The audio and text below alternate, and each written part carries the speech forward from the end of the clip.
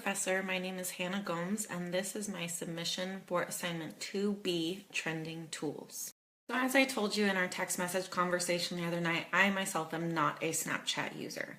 However, many of my friends are, and it seems like a pretty fun and entertaining social media app.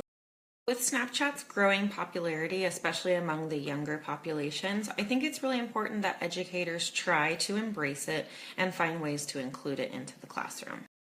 Snapchat is a social storytelling platform. It's informal, it's engaging, it's creative, which taps into critical thinking skills, and it inspires communication and collaboration.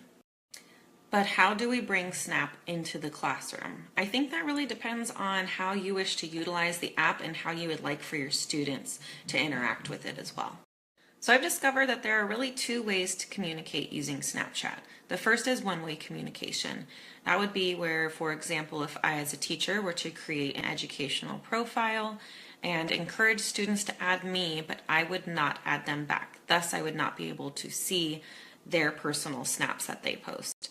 The other option then is the two-way communication where teachers and students add each other and are able to see what each of the users share. Either way you choose to communicate, Snapchat has many uses that may benefit classroom use. For example, teachers can send video announcements or reminders. They can post photos of the daily schedule. They can introduce a topic of discussion before class time. They can encourage students to take photos outside of the class that relate to content matter and help encourage those real-world connections. You can also assign student movies where you use Snapchat as a presentation platform, sort of like what I'm doing now.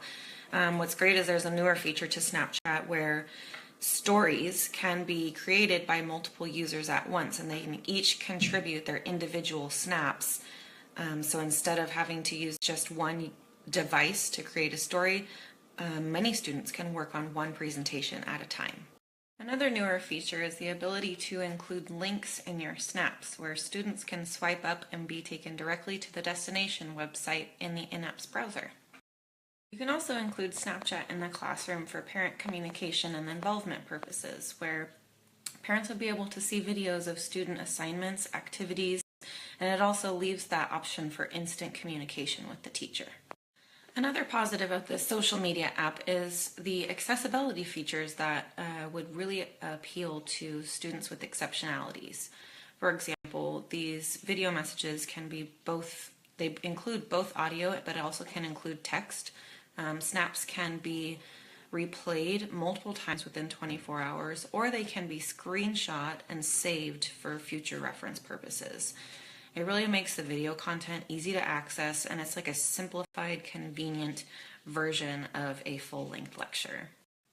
Of course, there are some negatives or drawbacks to using Snapchat in the classroom. First, you need to make sure that this social media app aligns with your school or school district's policies. If it doesn't, then you can't use it. And speaking of policy, you need to make sure that you set clear guidelines on how, when, why you wish for students to use this app in the classroom. Also, I have yet to discover how to either block or just completely get rid of the built-in stories that are included on everybody's Snapchat profile.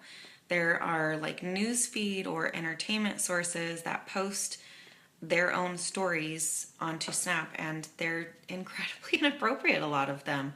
And so that leads into the next issue is the terms of service suggests that Snapchat users must be 13 years or older. So for me as a future elementary school teacher, I would probably need to stick with the one-way communication, mostly aiming towards families and parents. Overall, I definitely see potential in using Snapchat in the classroom. Again, it's probably best for older students, either junior high or high school, but it's engaging, it's interactive, it can be used for quick, convenient communication and content delivery, and it's a great way to keep parents and families involved in the school day.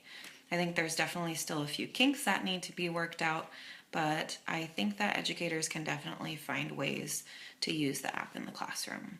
So thank you for watching, and yeah, this was really fun. Thanks again.